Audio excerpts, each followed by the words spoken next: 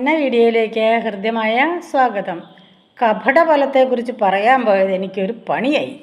എന്താണെന്നോ, എൻ്റെ വ്യൂവേഴ്സ് അധികവും വാട്സാപ്പിലൂടെയാണ് എനിക്ക് മെസ്സേജ് അയക്കുന്നത്. അത് എൻ്റെ കമൻറ്റ് ബോക്സിൽ ഇടുവാണെങ്കിൽ ഒത്തിരി പേർക്ക് ഉപകാരമായേനെ. അടുത്ത വീഡിയോ കാണുമ്പോൾ അവർക്കും കൂടെ ചോദിക്കാനുള്ള ഒരു പ്രചോദനമായേനെ.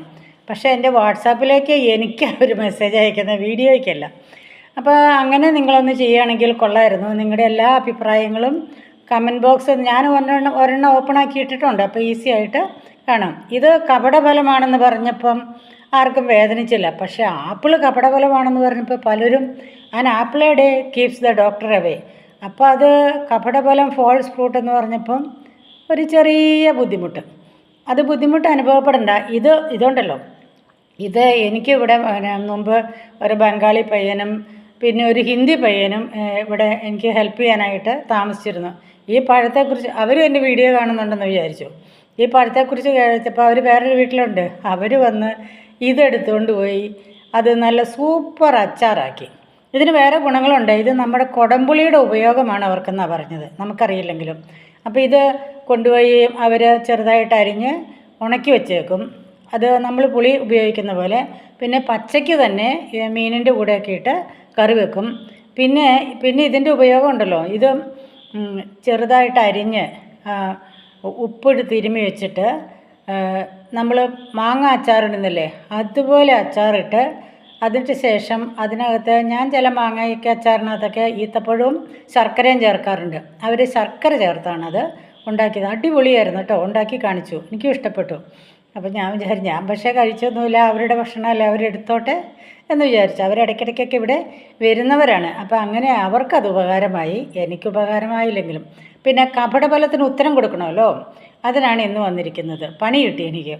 അപ്പോൾ പൂക്കളെക്കുറിച്ച് ആദ്യം പറയാം. ഞാൻ പറഞ്ഞു 4 ഭാഗങ്ങളുണ്ട് പൂക്കൾക്കെന്ന്. അത് 2 ഭാഗം മനുഷ്യരെ പോലെ തന്നെ ചിലർ ഒളിച്ചു വയ്ക്കും. Androecium gynoecium. മനുഷ്യരുടെ സെക്സ് ഓർഗൻസ് ആരും പുറത്ത് കാണിക്കാറില്ലല്ലോ. നമ്മൾ ഭംഗിയുള്ള കൈയും കാലും മുഖവും മൂക്കും കണ്ണുമൊക്കെ അല്ലേ കാണിക്കാറുള്ളൂ. അതുപോലെ പൂക്കളും അത് ഒളിച്ചു വയ്ക്കും. അങ്ങനെ ഒളിച്ചു വെച്ചിരുന്ന ഒരു പൂവാണ് ഇന്നലെ ഞാൻ കാണിച്ചത്, വിങ്കാ റോസിയ അല്ലെങ്കിൽ ശവനാറി. ചില പൂക്കൾ, ചെമ്പരത്തിയൊക്കെ അതിൻ്റെ ആൻഡ്രീഷ്യവും ഗൈനീഷ്യവും പുറമേ കാണിച്ചുകൊണ്ടിരിക്കും. അതുപോലെ പെറ്റൽസ്, നല്ല ഭംഗിയുള്ള പെറ്റൽസും കാണിച്ചുകൊണ്ടിരിക്കും. റോസപ്പൂവും ഇതിനകത്താണ് വെച്ചിരിക്കുന്നത്, കാണാൻ പറ്റത്തില്ല. അപ്പോൾ ഓരോ പൂക്കളും ഓരോ മനുഷ്യരെ പോലെ പലവിധ സ്വഭാവക്കാരാണ് പൂക്കളും.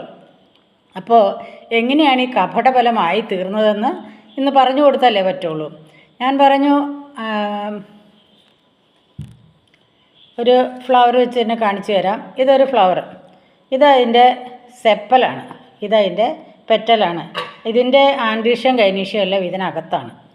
അപ്പോൾ റോസപ്പൂവിൻ്റേത് ആൻഡ്രീഷ്യം ഗൈനീഷ്യം എല്ലാം അകത്താണെന്ന് പറഞ്ഞല്ലോ. അപ്പോൾ ഇത് സെപ്പൽ, ഈ പച്ച കളർഫുള്ളായിട്ടുള്ളത് പെറ്റൽ. അപ്പോൾ ഈ 2 പൂക്കളെയും കാണിച്ചുകൊണ്ട് നിങ്ങൾക്ക് പറഞ്ഞു തരാം.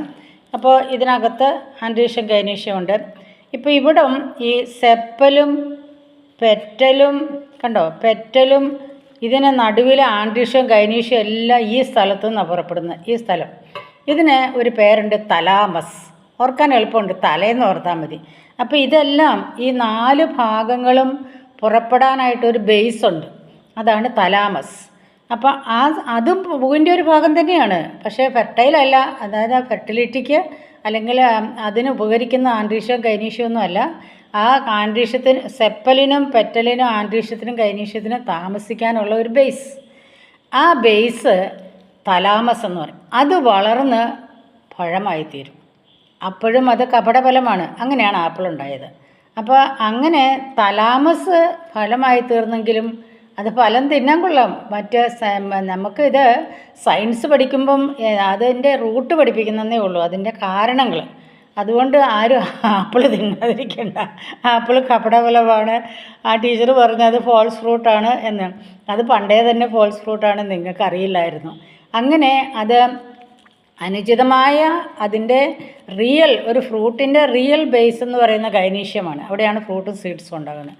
അല്ലാത്തൊരു ഭാഗത്തുനിന്ന് ഉണ്ടായാലും അത് ഫ്രൂട്ട് തന്നെയാണ്. അതിനുള്ള എല്ലാ ക്വാളിറ്റീസും ആപ്പിളിനുണ്ട്. അതിന് സീഡുണ്ട്, എല്ലാം ഉണ്ട്. പക്ഷേ അതിൻ്റെ സീഡ് അത്ര ഫെർട്ടൈലല്ല എന്ന് വെച്ച്. അപ്പം ഇതിൻ്റെ ആ ഫോൾസ് ഫ്രൂട്ടിൻ്റെ ആ മീസോകാർപ്പ് ഉണ്ടല്ലോ, ഏറ്റവും പുറത്തുള്ളത് എപ്പികാർപ്പ്, നടുവിലുള്ള ഫ്ലഷ് നമ്മൾ ഈറ്റുന്നത് മീസോകാർപ്പ്, പിന്നെ എൻഡോകാർപ്പിനകത്താണ് സീഡ് വരുന്നത്. എല്ലാ ഫ്രൂട്ടിനും അങ്ങനെ തന്നെയാണ്.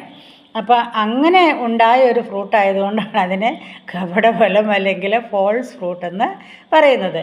അപ്പോൾ നിങ്ങളാരും പേടിക്കാതെ തന്നെ ഇനി ആപ്പിൾ തിന്നണം കേട്ടോ. അപ്പോൾ ആ കറി ഭയങ്കര ടേസ്റ്റായിരുന്നു കേട്ടോ, പറയാതിരിക്കാൻ പറ്റത്തില്ല.